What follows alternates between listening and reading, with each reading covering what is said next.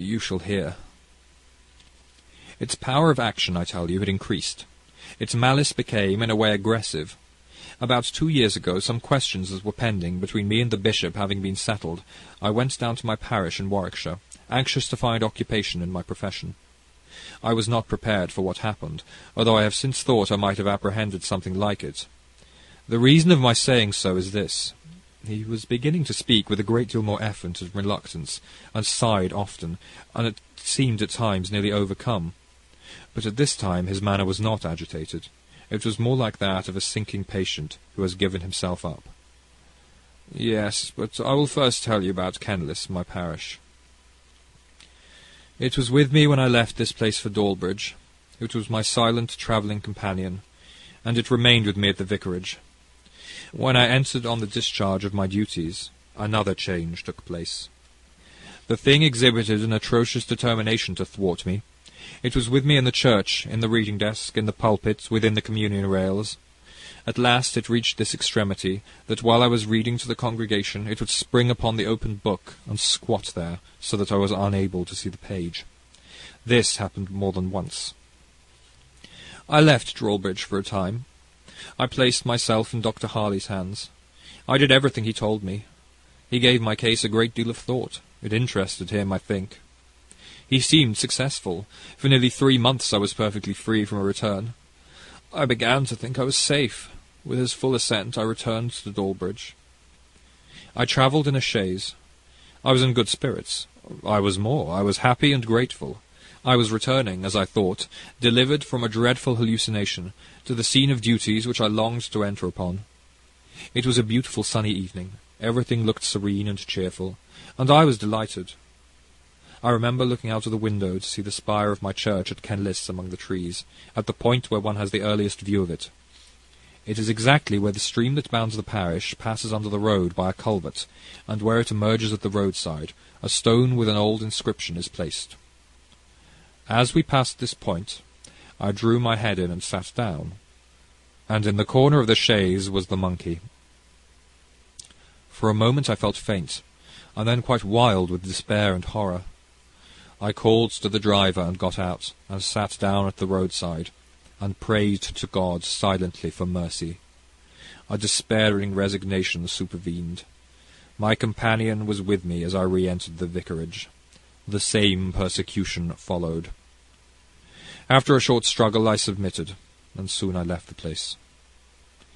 "I told you," he said, "that the beast has before this become in certain ways aggressive. I will explain a little. It seemed to be actuated by intense and increasing fury whenever I said my prayers, or even meditated prayer. It amounted at last to a dreadful interruption. You will ask, how could a silent immaterial phantom effect that? It was thus. Whenever I meditated praying, it was always before me, and nearer and nearer. It used to spring on a table, on the back of a chair, on the chimney-piece, and slowly to swing itself from side to side, looking at me all the time. There is in its motion an indefinable power to dissipate thought, and to contract one's attention to that monotony, till the ideas shrink, as it were, to a point, and at last to nothing. And unless I have started up and shaken off the catalepsy, I have felt as if my mind were on the point of losing itself. There are other ways." He sighed heavily. "Thus, for instance, while I pray with my eyes closed, it comes closer and closer, and I see it. I know it is not to be accounted for physically, but I do actually see it, though my lids are closed, and so it rocks my mind, as it were, and overpowers me, and I am obliged to rise from my knees. If you had yourself ever known this, you would be acquainted with desperation." 9. The third stage. I see, Dr. Hesselius, that you don't lose one word of my statement. I need not ask you to listen specifically to what I am now going to tell you. They talk of the optic nerves and of spectral illusions, as if the organ of sight was the only point assailable by the influences that have fastened upon me. I know better. For 2 years in my direful case that limitation prevailed. But as food is taken in softly at the lips and then brought under the teeth, as the tip of the little finger caught in a mill crank will draw in the hand and the arm and the whole body, so the miserable mortal who has been once caught firmly by the end of the finest fibre of his nerve is drawn in and in by the enormous machinery of hell, until he is as I am. Yes, doctor, as I am, for while I talk to you and implore relief, I feel that my prayer is for the impossible, and my pleading with the inexorable.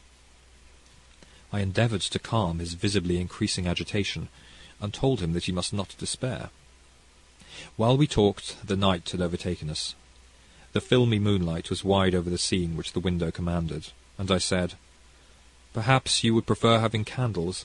The light, you know, is odd.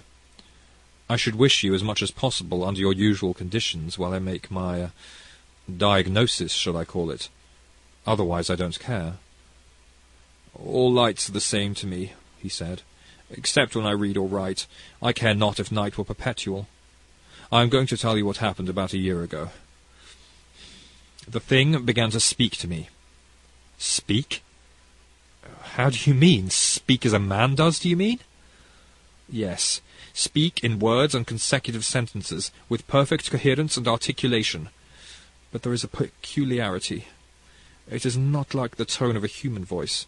It is not by my ears it reaches me. It comes like a singing through my head. This faculty, the power of speaking to me, will be my undoing. It won't let me pray. It interrupts me with dreadful blasphemies. I dare not go on. I could not. Oh, doctor, can the skill and thought and prayers of man avail me nothing?" "You must promise me, my dear sir, not to trouble yourself with unnecessarily exciting thoughts. Confine yourself strictly to the narrative of facts, and recollect, above all, that even if the thing that infests you be, as you seem to suppose, a reality with an actual independent life and will, yet it can have no power to hurt you, unless it be given from above. Its access to your senses depends mainly upon your physical condition, that is, under God, your comfort and reliance. We are all alike environed. It is only that in your case, the parries, the veil of the flesh, the screen is a little out of repair, and sights and sounds are transmitted. We must enter on a new course, sir. Be encouraged. I'll give tonight to the careful consideration of the whole case." "You are very good, sir. You think it worth trying. You don't give me quite up. But, sir, you don't know. It is gaining such an influence over me. It orders me about. It is such a tyrant, and I'm growing so helpless. May God deliver me." "It orders you about? Of course, you mean by speech?" Yes. It is always urging me to crimes, to injure others or myself. You see, doctor, the situation is urgent. It is indeed. When I was in Shropshire, a few weeks ago—" Mr. Jennings was speaking rapidly and trembling now, holding my arm with one hand and looking in my face. "I went out one day with a party of friends for a walk. My persecutor, I tell you, was with me at the time. I lagged behind the rest. The country near the Dee, you know, is beautiful. Our path happened to lie near a coal mine, and at the verge of the wood is a perpendicular shaft, they say 150 feet deep. My niece had remained behind with me. She knows, of course, nothing of the nature of my sufferings.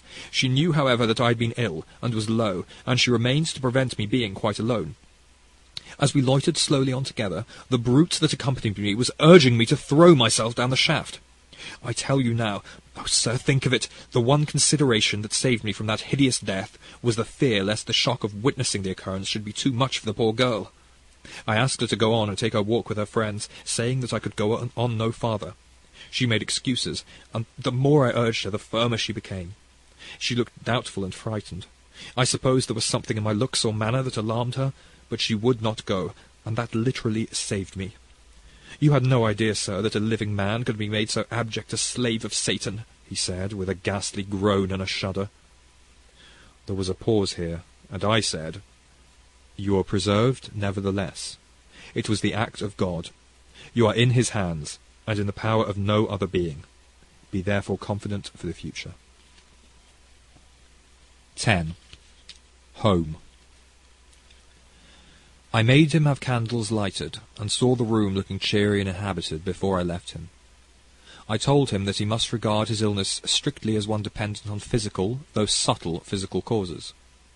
I told him that he had evidence of God's care and love in the deliverance which he had just described, and that I had perceived with pain that he seemed to regard its peculiar features as indicating that he had been delivered over to spiritual reprobation.